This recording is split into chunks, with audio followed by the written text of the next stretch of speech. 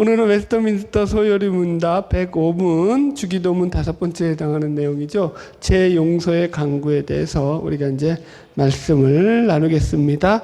이제 105문, 106문, 107문 하면 이제 소요리 문답이 끝나거든요. 이제 얼마 안 남았어요. 이제 마지막 잘 배워야겠죠. 자, 우리가 문을 읽고 답을 같이 읽을게요. 105문 5번째 강구에서 우리는 무엇을 위해 기도합니까? 답.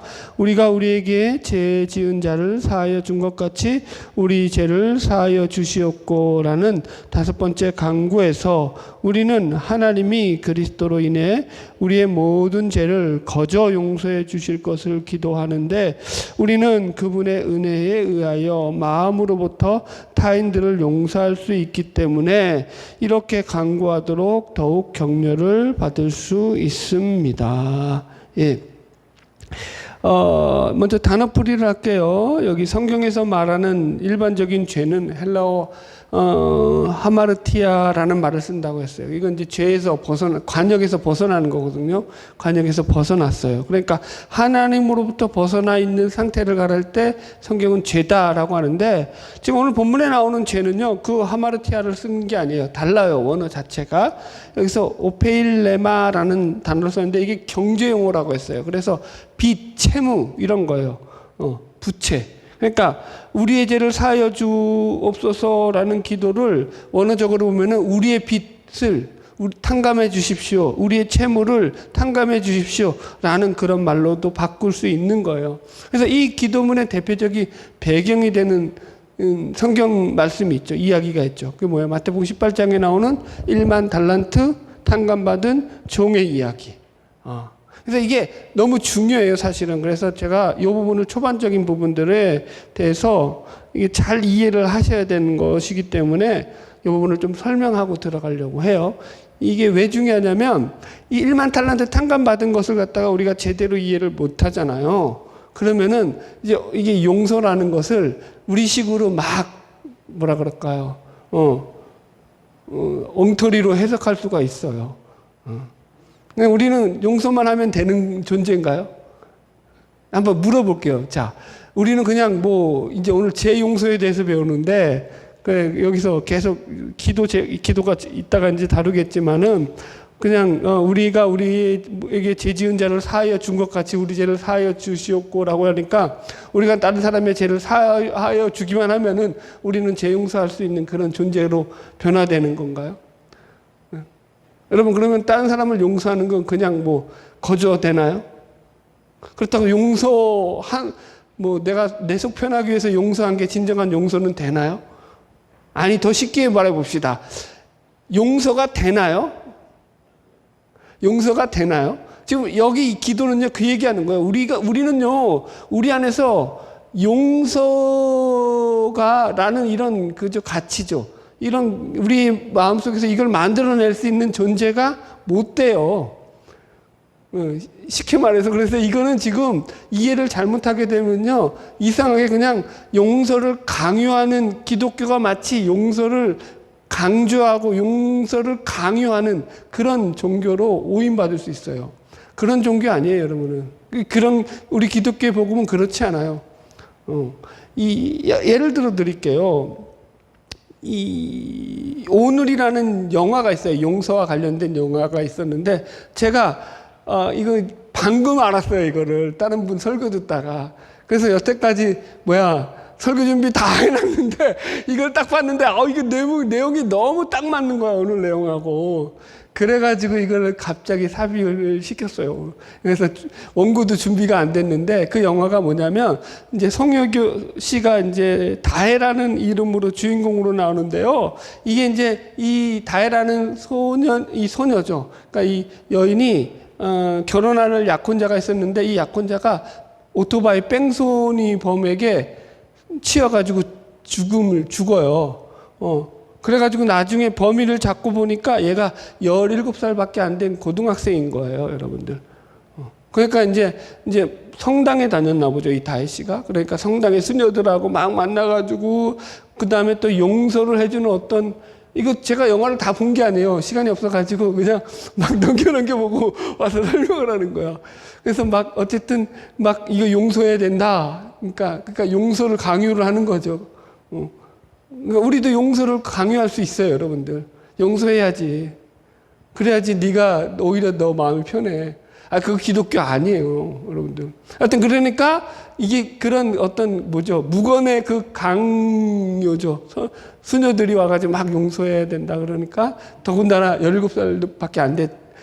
고등학생이거든요. 범을 잡고 봤더니. 그러니까 얘를 그냥 어떻게 감옥에 보내느냐. 그래가지고 이제 이 용서하기로 마음 먹고 이 다혜가 탄원서까지 써요. 이 아이를 구해내기 위해서. 그래서 결국 이 아이가 풀려나게 되는 거죠. 그런데 사과는 한 번도 한 적도 없고 자신의 잘못을 뉘우친 적도 없어요. 네. 그리고 나서 다혜라는 이 주인공, 여자 주인공의 직업이 다큐멘터리 PD예요. PD. 다큐멘터리 PD다 보니까 자기가 용서한 것에 대한 자신의 어떤 그 마음의 그 자기의라고 하죠. 자기 만족감에 의해서 얘가 이제 자꾸 그런 용서와 관련된 다큐를 막 찍어대는 거예요.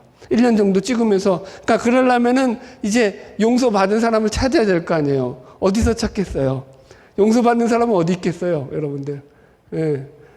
죄를 지은 사람들일 거 아니에요. 그러니까 전부 다 이 수감자들 중에서, 죄수들 중에서, 그래서 어떻게 이제 용서해주는 사람에 의해서 풀려나거나 형량이 줄어든 그런 사람들을 찾아가지고 촬영하려다 보니까 어떻게 되겠어요?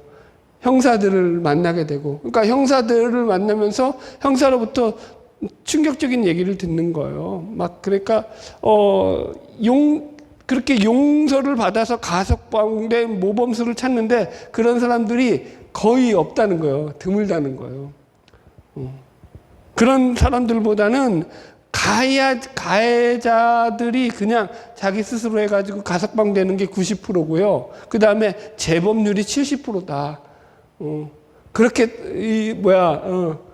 쉽게 말해서 착하지 않다. 그러다가 이제 그 사건을 담당했던 자신의 이제 약혼자를 치인 그런 아이를 담당했던 그때 그 사건을 담당했던 형사까지 만나게 되고 이제 그 형사와 얘기를 나눈 중에 그 형사가 이렇게 얘기하는 거예요. 자기가 용서해가지고 탄원서까지 써가지고 구해줬던 그 아이가 자기 친구를 죽여가지고 소년원에 들어가 있다는 거예요. 그러면서 이 아이가 자기 약혼자만 죽이고 뺑소니로 죽이고 그렇게 도망친 게 아니라 이게 처음이 아니라 그 전에는 자기 엄마까지 칼로 찔렀다는 거죠. 그런데 자기 엄마도 자기 아들이라고 죄를 덮으려고 그래서 신고를 안 한 거예요. 그러니까 얘는 자기의 잘못을 한 번도 뉘우친 적이 없는 거죠. 그런 삶을 그래놓고 계속 그냥 자신의 잘못에 대한 그 진정한 뉘우침과 깨달음 없이 계속 용서를 받는 거예요. 피해자들로부터.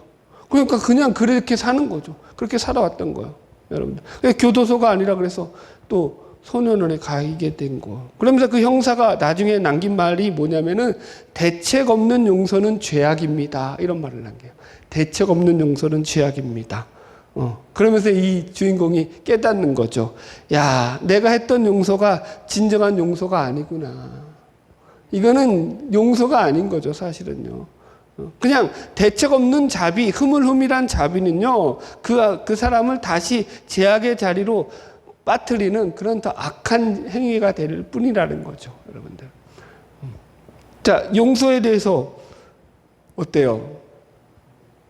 우리는 지금 이제 오늘 이제 용서하라를 배워야 되는데, 용서를 구하고 우리가 용서하는 자가 되어야 된다라고 배워야 되는데, 이 얘기 딱 들으니까 오늘 설교가 어떻게 것 같아요, 여러분들? 방향성이.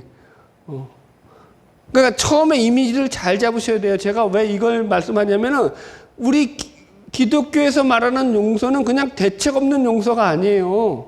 이제 소열의 문답도 이게 표현을 그렇게 하고 있어요. 여기 보면은 하나님께서 그리스도로 인해 우리에게 모든 죄를 거저 용서해 주실 것을 기도하는데 이렇게 하니까 이걸 전부 다 오해를 한다고 해요. 거저 용서받았다고 해가지고 이것 물론 뒤에 가서 이제 설명을 하겠지만 여러분 이게 거저 용서받은 거예요. 엄청난 대가를 치르고 용서받은 거예요. 이거 잘 생각해 보세요. 우리가, 그러니까 오해하면 안 돼요, 여러분들. 예수 그리스도의 자비는요, 예수 그리스도의 용서는요, 대책 없는 자비라든가 대책 없는 용서가 아니라고요. 이해하시겠어요? 대신 값을 지불하신 거예요. 그래서 구속이라고 말하잖아요. 구속. 우리의 구원을 구속, 리뎀션. 그러니까 대가를 치르고, 그죠? 우리를 구원하신 거예요. 우리의 구원은 무슨 구원이라고요? 이걸 구속이라는 말로 쓴다고요. 이게 영어로 리뎀션.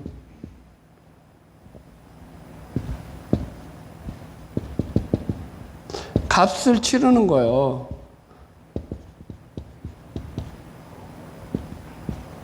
그 값이 무슨 값이었어요? 이 값이 뭐였어요? 우리의 구원을 위해서 치른 값이 뭐예요? 죄의 값이 뭐예요?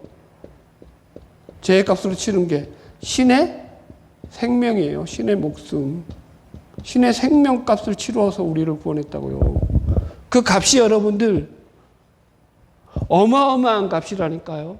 이걸 놓치고 우리는 그냥 믿어서 공짜로 구원받은 거라고 생각. 이거 순 잘못 엉터리죠, 여러분. 공짜가 아니에요, 여러분. 은혜로 구원받았다니까 다 공짜로 구원받았대.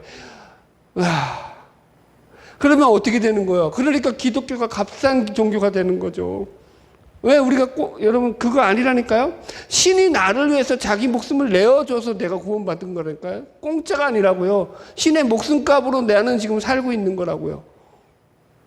그러면 여러분들 이게 어마어마한 거죠. 어마한 거죠. 이거 이해를 잘못하면 돼요, 안 돼요? 그러면 여기서부터 틀리면 다 틀리는 거예요. 그래서 이거 틀리면 안 돼요. 대가 없는 용서가 아니에요. 가장 강력한 대가를 치른 뒤에 우리에게 주신 용서예요.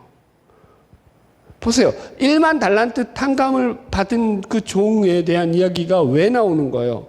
1만 달란트라는 게 15만 년인가? 노동자 품삯으로 15만 년 일해야지 갚을 수 있는 값이라고 옛날에 내가 이제 했던 기억이 나요. 그렇다라는 건 여러분, 인간이 15만 년 살아요? 인간의 노력과 힘으로 값을 지불할 수 있다는 거예요? 없다는 거예요? 인간의 힘과 능력으로는 값을 지불하고 만들어낼 수 없는 그런 대가라는 거예요.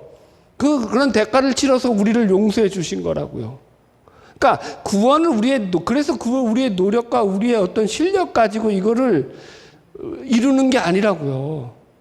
내가 예수를 믿었더니 나에게는 미움, 시기, 질투라는 게 싹 그냥 다 제거돼 버리고 없어져 버리고, 야, 용서라는 큰 사랑이 내 안에 쑥 들어왔어. 그래서 나는 누구를 용서할 수 있어.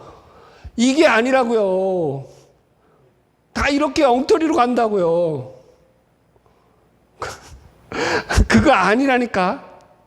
그러니까 잘 배우셔야 돼요. 그러니까 이게 용서라는 거는요, 내가 내 마음에서 없애고 세우고 말고 할 게 아니라고요.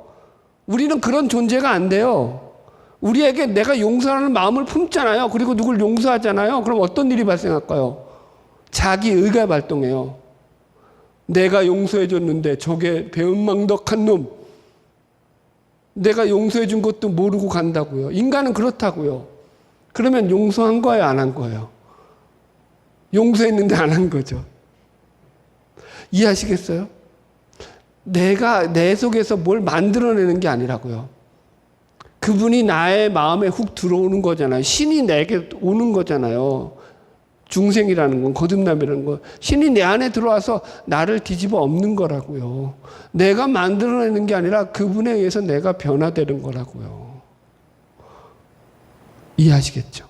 이게 지금 기본 전제라는 걸 놓치면 안 된다. 이 얘기하고 시작을 하는 거예요. 재밌죠?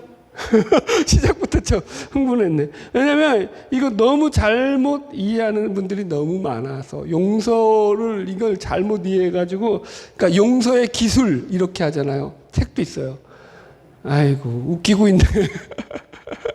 그래, 많이 기술을 익혀봐라. 그걸로 되나?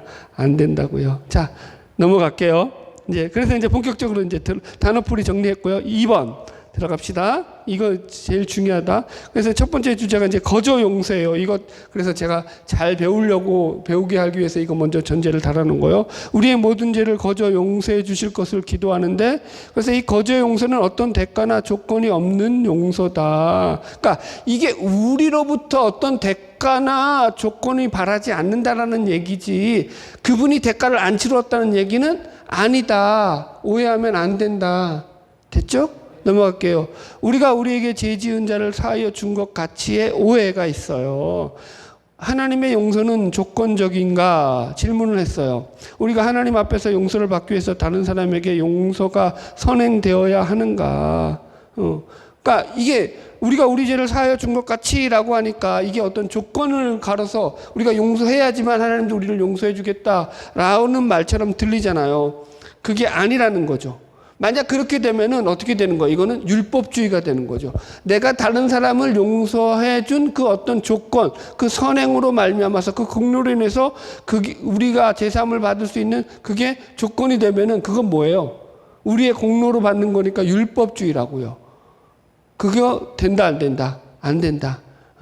그래서 이 기도가 겉으로만 보면은 우리가 우리에게 죄 지은 자를 사하여 준 것 같이라는 것이 조건으로 선행으로 작용을 하는 것 같지만, 이게 좀 더 확대해서 들어가 보면은요 그렇지 않다라는 거예요. 자, 넘어갈게요. 죄 용서를 구하는 기도의 근거가 그리스도로 인하라는 거예요. 이게 중요하다고요. 그리스도 뭐예요? 그리스도의 피값으로 인해, 그리스도의 목숨값으로 인해요. 정확하게 말하면. 그죠? 우리의 행위나 우리의 공로나 우리의 선행이 우리가 드리는 기도의 원인이나 근거가 될 수 있다, 없다? 없다. 우리 신자의 기도란 철저히 예수 그리스도의 구원의 은혜를 기초로 해서 그 구원의 은총과 사랑을 입은 자들로서 하나님 앞에서 주신 그 은혜와 축복에 감사하면서 아버지 되시는 하나님과 친밀한 교제 가운데 나아가는 것이 기도이지, 이것이 우리의 공로나 은을 가지고 나가서 하나님께 아뢰는 것이 기도가 아니다. 이거는 틀리면 된다, 안 된다? 기도는요, 여러분, 우리의 의와 우리의 공로 가지고 나가는 게 아니에요. 대표적인 거 제가 바리새인의 기도 적어놨죠. 누가복음 18장 11절. 바리새인은 서서 따로 기도하여 이르되 하나님이여, 나는 다른 사람들 곧 토색, 불의, 간음을 하는 자들과 같지 아니하고, 이거 철자 틀린 건 고치세요. 이 세리와도 같지 아니함을 감사하나이다. 이렇게 기도한다고요. 그러니까 바리새인은 뭐 갖고 기도하는 거예요? 자기 행위, 자기 의로움, 자기 깨끗함을 근거로 해서 기도를 드리고 있다고요. 그러나 하나님은 그의 기도를 받으셔요, 안 받으셔요? 안 받으신다고요. 여러분. 자, 그죠? 여러분. 이런 기도가, 그래서 우리가 늘 조심해야 되는 기도죠. 질문 두 번째. 자기가 정말 미워하는 사람이 있는데 이 사람을 도무지 용서할 수 없는 사람은 그럼 이런 기도를 할 수 없는 것인가? 제가 이 질문을 왜 써놨냐면, 옛날에 목사님들 중에 그런 분들이 계셔. 여러분들 기도하는데 주기도문에서 이 부분이 걸리잖아요? 그럼 여러분들은 이건 기도하지 마세요라고 가르쳤다고요. 난 누가 미워? 아직도 저 왼수가 싫은데, 그럼 이 기도가 걸리는 거 아니에요? 여기에 걸리니까, 그러면 당신은 제 용서를 구하지 말라는 기도를 하지 말라고 한다고요. 그게 정당하냐라는 거예요. 정당하지 않다라는 거예요. 기도는 우리로 하여금 하나님의 은혜를 누리도록 도와주는 대표적인 은혜의 수단이죠. 기도가 은혜의 수단이라는 것은 우리가 서리문답 98문에서 다루었어요. 그래서 우리는 오히려 이 기도를 통해서 하나님께서 하나님에게 우리가 용서할 수 없는 그런 사람까지도 품을 수 있는 은혜를 구하는 그런 기도를 오히려 더 하나님께 올릴 수가 있는 거죠. 죄성을 가진 우리는 아무리 예수를 믿고 구원을 받았다고 할지라도 우리의 죄된 성품을 가지고 있으므로 우리의 죄악된 마음을 놓고, 그래서 우리가 기도해야 되는 거예요. 제가 이거 옛날 분들은 많이 들었죠. 이 예화. 떡물에 튀겨 먹고 볶아 먹고 삶아 먹어도 떡물이 아까운 놈들입니다. 하나님. 이거 처음 듣는 분을 위해서 한 번 더 해드릴게. 이거 용서 스킬 나올 때마다 내가 지금 이 용서라는 주제 나올 때마다 해주는 재밌는 거예요. 그러니까 어떤 사람이 이제 예수를 믿게 됐어요. 교회에 와서. 그런데 이제 이 제 용서에 대한 걸 설교를 하시고 난 뒤에 목사님이 그래서 이제 여러분들 마음 가운데 원수 같은 인간들이 있습니까? 우리 같이 기도합시다. 용서해 달라고 하나님 그들을 우리가 용서할 수 있는 마음을 품게 해달라고 기도합시다. 라고 했어요. 그러니까 그 앞에서 나온 지 한 1년쯤 됐나? 한 1, 2년쯤 되는 그 남자가 그냥 중년의 남자가 하나님 똥물에 튀겨 먹고 똥물에 볶아 먹고 똥물에 삶아 먹어도 똥물이 아까운 놈들입니다. 그렇게 기도를 하더라는 거예요. 교회가 짜랑짜랑 울려가더러. 얼마나 당황했어요 목사님이. 아니 용서하라는데 왜 저렇게 기도를 하냐고. 그래가지고 나중에 하도 이제 이상해가지고 불러가지고 사연을 들어보니까 이 사람이 원래 교직에 있던 사람인데 이제 퇴직을 하면서 퇴직금을 갖다가 이 친구 서너 명, 한 3명 정도서 이게 이제 저거 한 거예요. 그러니까 너 우리 투자해라. 우리가 지금 무슨 사업을 벌이는데. 그래서 이제 그리고 또 이 친구들이 전부 다 교회 나가는 기독교인이었던 거죠. 신자였던 거죠. 또 그러니까 예수 믿는 사람들이라고, 그러니까 기독교인이라니까. 그래서 또 믿고 맡겼는데 홀라당 사기치고 도망을 친 거예요. 그럼 어떡하겠어요? 붙잡아야 될 거 아니야. 그래서 이것들이 나가는 교회에 죽치고 앉아가지고, 그래, 교회는 나오겠지 했는데, 나오긴 못 나와. 그래서 거기서 1년, 2년 교회 다니다 보니까, 그죠? 가랑비에 옷 젖는다고 친구놈들 붙잡으러 왔다가 목사 설교 듣고 은혜 받고 예수를 믿게 된 거예요. 예수를 믿어가지고 그래서 신앙생활 잘하고 있는데, 용서하라니까 용서가 되겠어. 갑자기 똥물이 확 올라온 거지. 이 똥물에 튀겨먹고 볶아먹고 삶아먹어도 이 똥물조차 아까운 이런 죽일 놈들. 그렇게 기도하는 거예요. 그런데 끝에는 목사님한테 그랬대요. 그래도 목사님 끝에는 내가 그것들 용서하게 해달라고 하나님께 기도했다고. 여러분들. 그러면서 그건 이제 해피엔딩으로 끝내야 되니까 그래도 그 자녀들은 다 잘 됐다고 합니다. 예수 믿어가지고. 아멘. 자, 여러분 보세요. 이게 여러분들 자꾸 오해하지 마세요. 이게 우리는요, 은혜를 구하는 수단이 기도라는 걸 놓치면 안 돼요. 내가 자격이 돼서 하고 내가 실력이 돼서 기도하는 게 아니다. 이런 거 전부 다 위험한 기도죠. 3번, 질문 3번. 그럼 예수님은 왜 이렇게 기도하라고 가르치셨느냐라는 거예요. 그죠? 원뜻은 그게 아닌데, 그죠? 자, 봅시다. 답은 주기도문은 믿는 자들이 드리는 기도로 성화적 기도이기 때문이다. 이 기도가 성화적 기도라는 것은 기도의 목적이 궁극적으로 이 기도를 통하여 우리 아래 하나님 나라가 이루어지는 것이기 때문이다. 자연인, 즉 하나님을 믿지 않는 모든 사람들은 하나님께 기도 자체를 아예 하지 않으며 따라서 그의 이름과 그의 나라와 그의 의를 구하지도 않는다. 이것은 모두가 다 믿는 자들의 기도임을 명심해야 된다. 주기도문은 누가 하는 거예요? 믿는 우리들이 하는 거예요. 그래서 이 예수님의 가르침의 본질은 뭐라고요? 우리 마음 안에서 하나님 나라가 세워져 가는 거예요. 이루어져 가는 거예요. 이 기도를 통해서. 그래서 우리가 하나님 나라를 위해서 기도한다니까요. 여러분, 그러니까 우리가 참으로 하나님께 용서를 받고 하나님의 자녀가 되었다는 증거가 어디에 있느냐? 여전히 우리가 하나님의 자녀로서 하나님과 올바른 관계를 맺고 있다는 증거가 어디에서 나타나느냐? 바로 우리 안에서 하나님 나라가 세워져 가는 것이라는 거죠. 하나님 나라는 우리 안에서 용서할 수 없는 그런 상대를 향하여 용서하고 품어주는 삶으로까지 나아가는 것이에요. 그게 그 증거가 가장 명확히 나타나는 것이기 때문에 이 용서라는 이야기가 강조된다고요. 그러나 이거는 스킬이 아니에요. 우리가 만들어낼 수 있는 게 아니라고요. 내가 용서의 스킬 1, 2, 3 배웠다고 해서 되는 게 아니라고요. 이해하셨죠? 그분이 우리 안에 들어와야 돼요. 자, 이렇게 씁시다. 용서는 기술이 아니라 뭐라고요? 열매다. 내가 용서의 기술을 체득해가지고요, 여러분들, 요렇게 하고 저렇게 하면 되는 거 아니라고요. 열매, 성령의 열매. 신이 내 안에 들어와서 나를 변화시켰을 때 그 변화됨으로 인해서 나타나는 현상이라고요, 현상. 증거라고요, 증거. 아멘? 억지로 용서하려고 하지 마세요, 여러분들. 그거는 그 율법주의죠. 뭐 용서가 안 되는데 왜 용서를 해요? 난 이해가 안 가. 그 왼수가 왜 용서가 돼? 그 왼수는요, 나에게 그 못을 쳤던 그 인간은요, 자기가 못을 친 것도 모른다니까요. 두 다리 쭉 뻗고 자고 있다고요. 지는 용서받을 생각이 1도 없는데 왜 용서해주고 그러냐고. 해주지 마세요. 그런 용서가 어디 용서야? 아유, 난 참네. 예, 그 엉터리 용서라고요. 예. 그런 건 잘못된 거라고요. 야, 넘어갈게요. 여튼 하여튼간 못돼가지고 목사가 그죠? 3. 용서의 문제에 관해서 예수님은 다 이런 방식, 그러니까 표면적으로 보면 조건적인 것처럼 보이는 방식이죠. 그죠? 이런 방식으로 다 말씀을 전하셔요. 용서라는 문제와 관련돼서 보면은 성경이 다 이렇게 표현되어 있어요. 이걸 이제 기납적, 연역적 이렇게 표현 쓰는데 복잡한 거 넘어가고 여튼 보세요.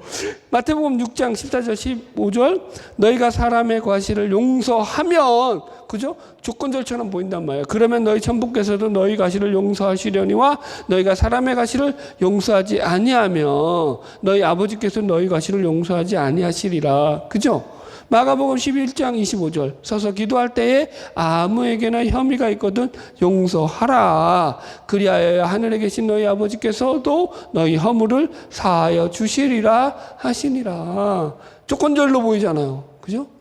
또 마태복음 18장 35절 너희가 각각 마음으로부터 형제를 용서하지 아니하면 이거 1만 달란트 종의 비유에서 나오는 거죠. 나의 하늘 아버지께서도 너희에게 이와 같이 하시리라. 그러니까 겉으로 보면 용서는요 다 이렇게 표현되어 있어요. 성경이 특이하죠. 예수님이 왜 이렇게 강조하시냐라는 거죠. 이건 뭐예요? 다른 말로 하면은 강조법이라고요. 강조법. 어떻게?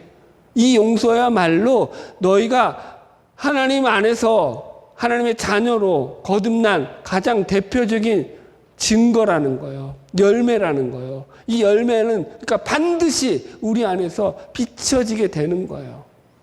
억지로 내가 하자마자 해라 마라 누가 권해서 해라 마라 해서 되는 게 아니라고요.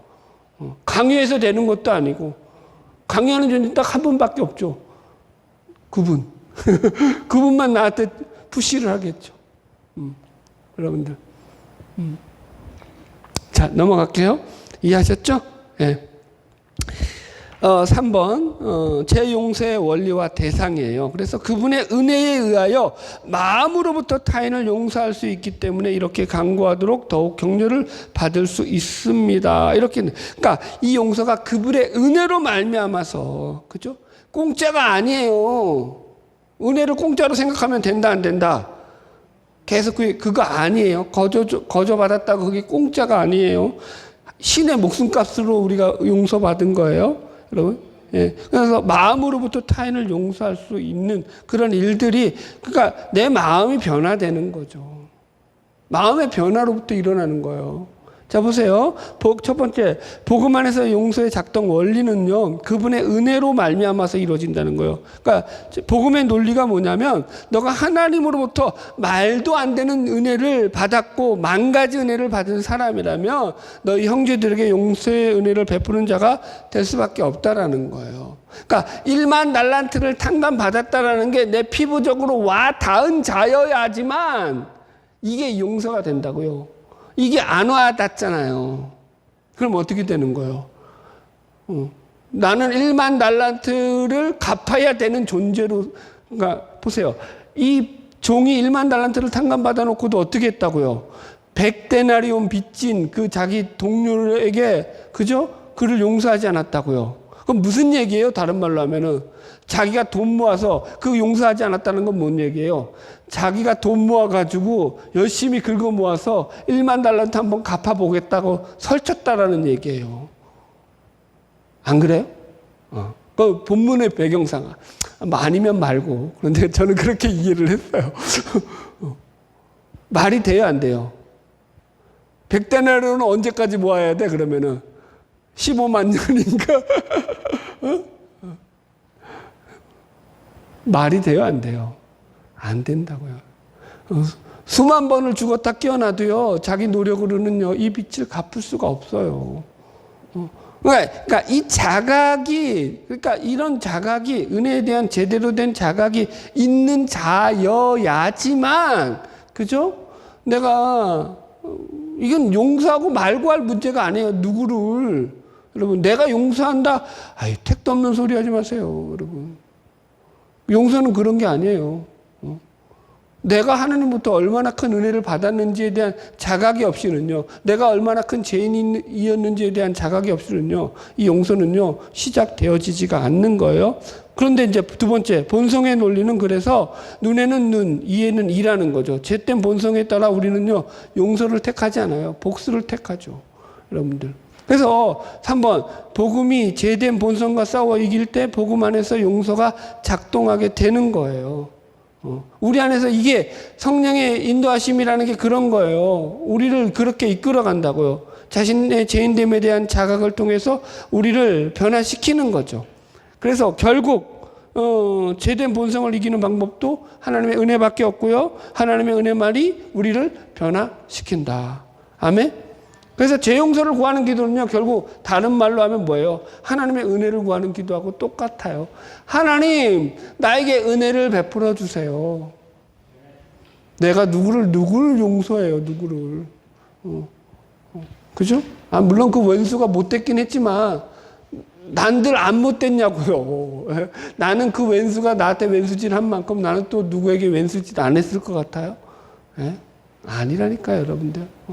인간은 모든 인간이 다 십자가는 모든 인간이 다 죄인임을 고발한다. 예. 자, 그래서 용서의 대상이 있다고요. 타인들을 용서할 수 있기 때문에. 그래서 첫 번째 대상은 가족이에요, 가족. 항상 그렇죠, 여러분들.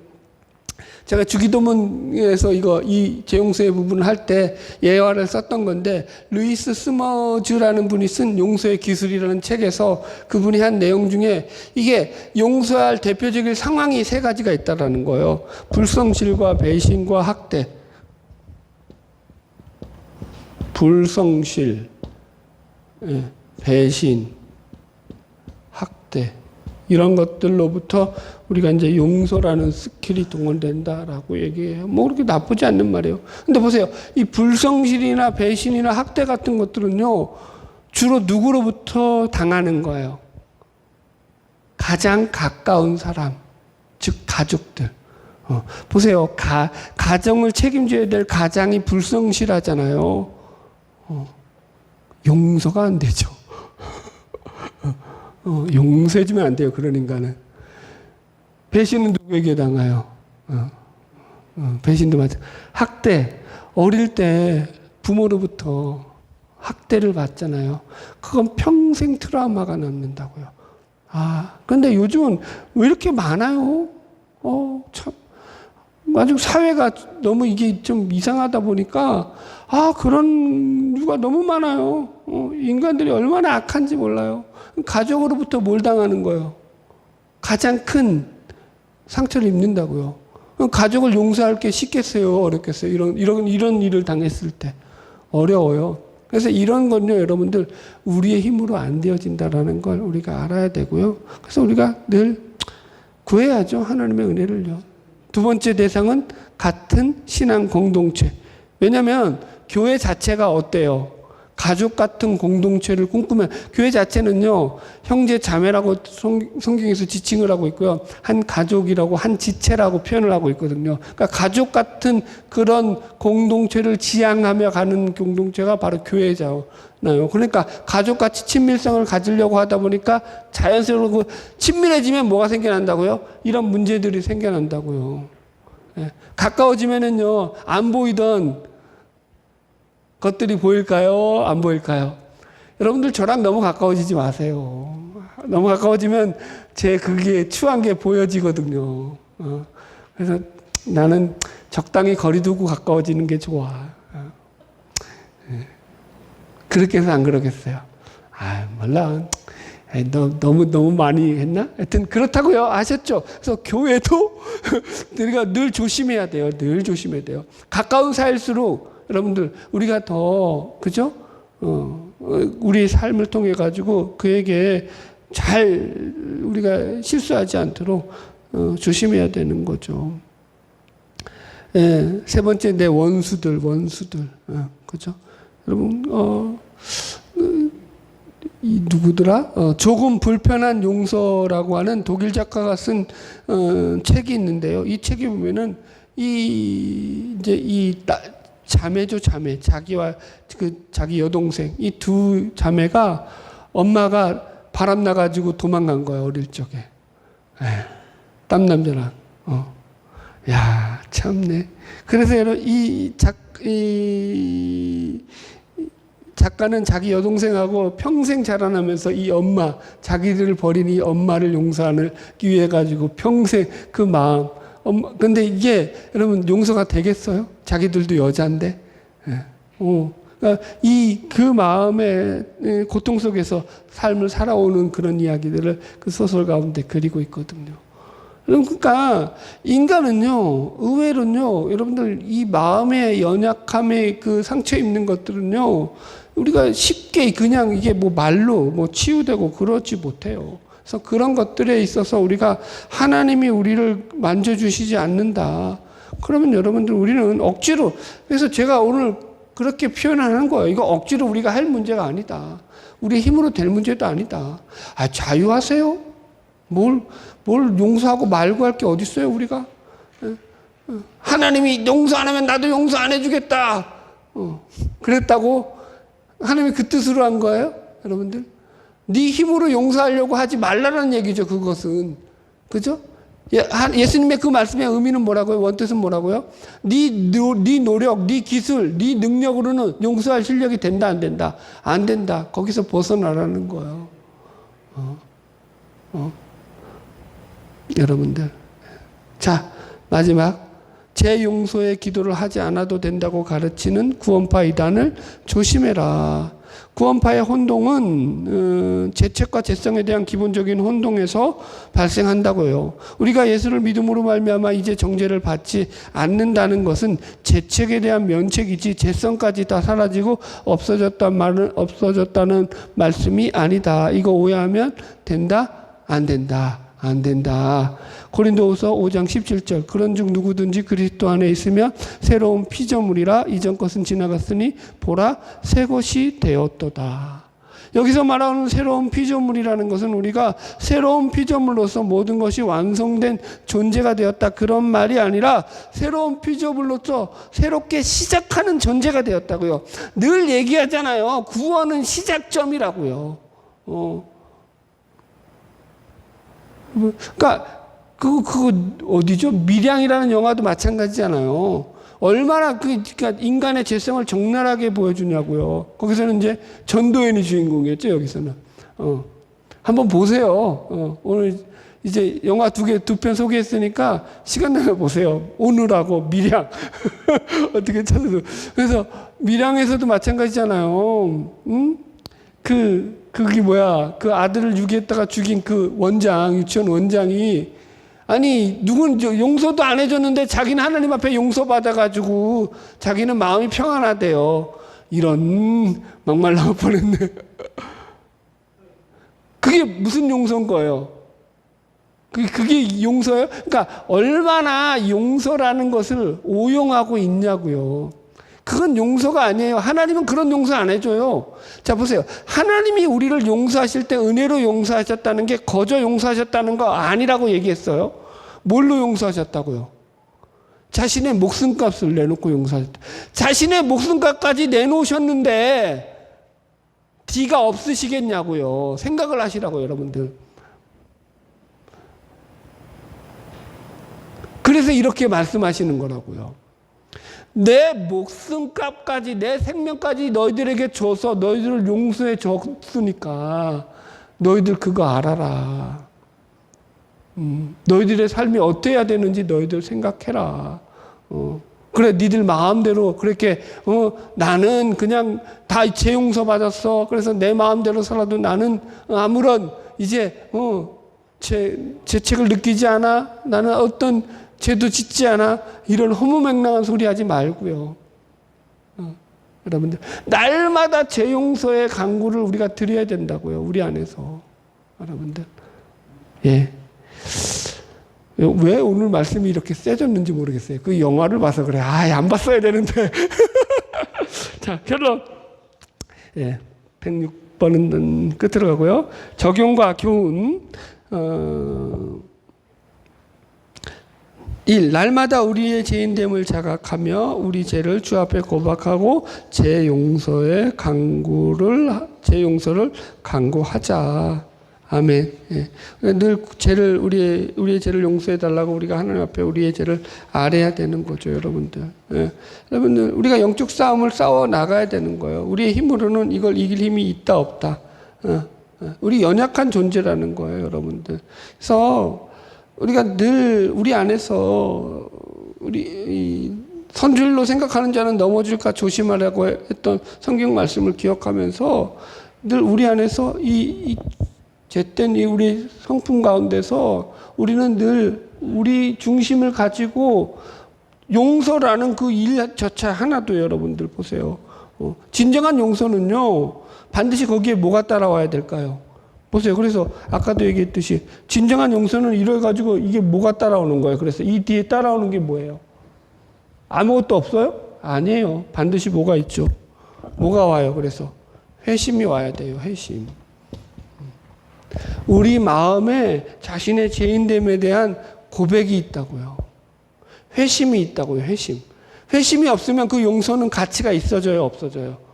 없어요. 신이 죽은들 무슨 상관이 있대? 내가 회심하지 않는데. 그래요? 안 그래요? 신이 죽었대. 제가 옛날에 얘기했잖아요. 부활절날 계란 나눠주면서 전도하니까 한 40대 초반 되는 아주 건장한 그 젊은 그죠? 아주 그러니까 중년이죠? 장난기로 그러는 거야. 야, 예수가 부활했대! 그래!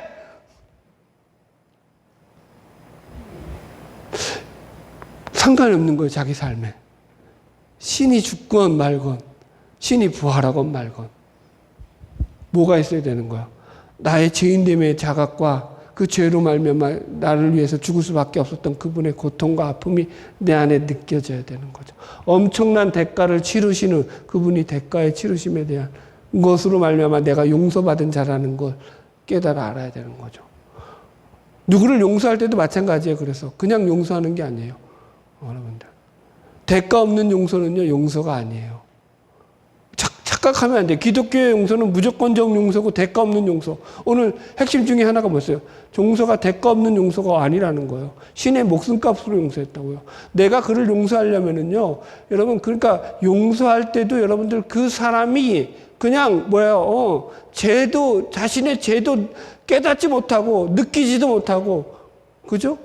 뉘우치지도 않는데 그냥 용서해 줄게. 이거 용서 아니에요, 여러분들. 이해하셨죠? 그 사람을 용서하려면요, 그 사람을 여러분들 정말로 용서하는 것은 그 사람이 자신의 죄에서 돌아서기까지 그를 이끌어가는 용서가 진정한 용서가 되겠죠. 우리는 또 그렇게 또 주님 앞에 용서를 구해야 되고요. 아멘? 바라기는 저 여러분 이 싸움으로 늘 승리하는, 잘 싸워나가는 저 여러분 되기를 주의 이름으로 축복합니다.